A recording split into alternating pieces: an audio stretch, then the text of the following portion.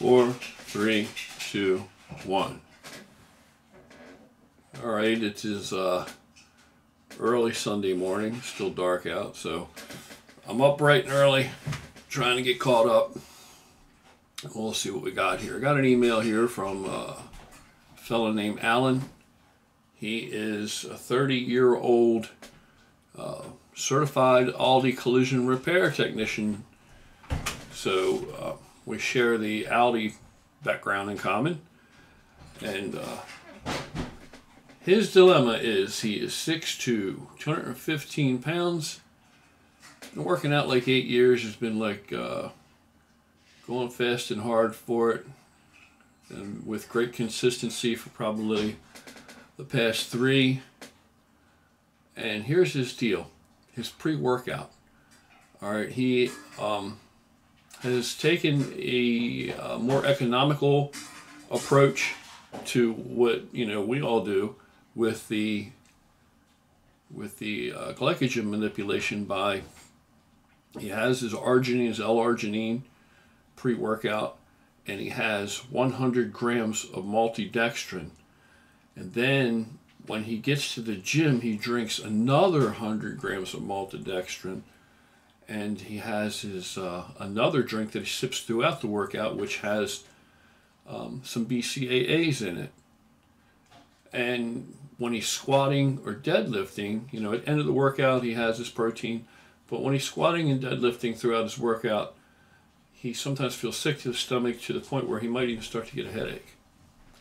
He prefers to mostly work out at home, but he does go to the gym sometimes and make advantage of the machines and all the cables in various angles, which is awesome. And you don't need that all the time, you know what I mean? Working out at home can be very, very beneficial, right? Because you're comfortable where you are. You can set the mood however you like. You can do whatever you want with it, so you should explore it. You can do what you want with the lighting. You can do what you want with the music, whether you want to wear your headphones or whether you want to just have, like I have a stereo out there in the garage and I can put on whatever music I want to put on. So I have control over that, whereas I wouldn't if I go to the gym. And there's nobody you have to share equipment with. And you can train without a shirt on if you want. Doesn't matter. Shit, you can train buck naked if that's what you're trying to do. Well, not that I recommend that. Anyway, here's what I think's going on. The maltodextrin, I think you're okay with that. You didn't mention if you're getting like really serious pumps. You're getting a good pump on, with the l-arginine and maltodextrin. If you're getting a really great pump, then it's working. At your body weight, relative to like my body weight and the doses that I use, I don't think that you need to have 200 grams of maltodextrin. I think that the 100 grams when you get to the gym, that's the one that's upsetting your stomach. Especially, he gets up at 4:30 in the morning, so this is first thing in the morning on an empty stomach, all this. So, me, I can't handle that. Years ago, I did get up, when I worked at a Pontiac dealer many, many, many years ago, decades ago, I would get up early in the morning, I'd go to the gym on my way to work. And I was much, much smaller then. I wasn't even 200 pounds then. And I was making progress, but I wasn't doing all this stuff with the, like I do today with the Karbolyn and arginine and the BCAAs and all this stuff. I think that as you progress, it gets harder. It gets more difficult as you progress to continue to make gains. So that's where you start to explore some of the finer details. Initially you're going to gain, you're going to be able to achieve a certain amount just because it's all foreign to your body. When you start lifting, you're going to make gains. You start to eat, you start to correct your food and all, you're going to make more progress. Okay, then eventually you're going to move into supplementation somewhat, whether it be with some type of vitamin or other nutrient, or if it's like with your pre-workouts like this, not just with the intent on energy. I could give two shits about that. It's nice to have energy, but at my age, I'm used to not having energy and still functioning. It just is what it is. But if I can, take something that's not harmful to my person to enhance that pump and stretch that fascia, then I'm going to make even more progress. So as you continue along, you kind of have to dial down more things or dial in more things to squeeze and wring every little bit of progress you can out of it. But initially, it doesn't really have to be that complicated at all, right? So back in that time, it wasn't very complicated for me at all. I don't even think I had a protein supplement after my workout. And I was by no means looked like a bodybuilder. And I worked out first thing in the morning. But today, if I don't like to do that. I hate to work out on an empty stomach. I like to have plenty of meals in me. I like to work out in the evening when I've had a whole day of eating. And like today, I'll leave here probably 10-ish to head to Retro because it's Sunday. And I'll have my pre-workout and all, of course. So I need to get my protein on board first. First, for me, because of my age especially, comes coffee. First comes coffee. That's just a little thing that I allow myself and indulge myself, indulge in. So I'll have my coffee first thing. Then I have to start to worry about getting protein in because I fasted all night long, as has everyone. Then I need the carbohydrate. So I'll get protein and carbs in from solid food sources. And I consider Fairlife milk to be one solid food source. And then after I start getting closer to the time for me to go work out, I won't have anything else because I want my stomach to take a breather and relax because I've just crammed a bunch of nutrition in there. First thing in the morning is when I really slam on some nutrition after that fasting. So then I have to take a break from it to allow myself enough time in between the last thing I've consumed and my pre-workout, because I don't want to put that pre-workout down all this shit on top of each other. And most of the time, if I attempt to throw protein in with my pre-workout, whey isolate or anything else, even only 25 grams, it usually doesn't sit that well on my stomach. Throwing it in there with that l-arginine and all that Karbolyn.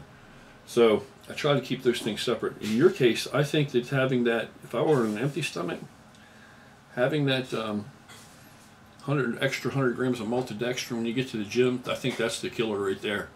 I think instead, before I left for the gym, or as I prepared to get ready, I would try to get down 100, maybe 150 grams of maltodextrin. You might be able to get by with just 100. You probably could get by with just 100 at your body weight. Try just that 100, that first one, scratch that one, that extra 100 when you get to the gym. Scratch that one. Don't sip that, and don't drink that before you go to the gym. BCAAs, you can go ahead and still drink that throughout your workout. The 100, when you get to the gym, leave that out. And just have the 100 grams of maltodextrin before you leave for the gym. If you're training at home that morning or whatever, then just have it early enough, and see if you still get your awesome pumps from that, if it still serves its purpose. If it serves its purpose, then that's all you need, and that's going to save you more money. And it's going to spare your stomach. If you need more, try 150. But again, don't do it directly at the gym when you're getting ready to start the lift. Don't do it then. It's too much to expect you to be able to tolerate that early in the morning, man, in my opinion. So I would try that and see what happens. And other than that, he said that he was mired several years with, he doesn't think he made very good progress because he was kind of bouncing around between a lot of bad advice off of some of these YouTube channels. And, we try to keep the negativity out here. I try not to highlight negative things, but there's a lot of bad advice out there. There's no question about that. There's guys out there that don't have any muscle, haven't achieved any muscle. They're trying to tell you how to do it. So, in theory, then. So what they're telling you is all in theory, not in practice. It's not that they can do it and reproduce it and say, yeah, look, this is what happens. Everything that they tell you is in theory. Now, I'm getting ready to, I'm not going to do it today because I just don't feel like digging the shit out and finding it.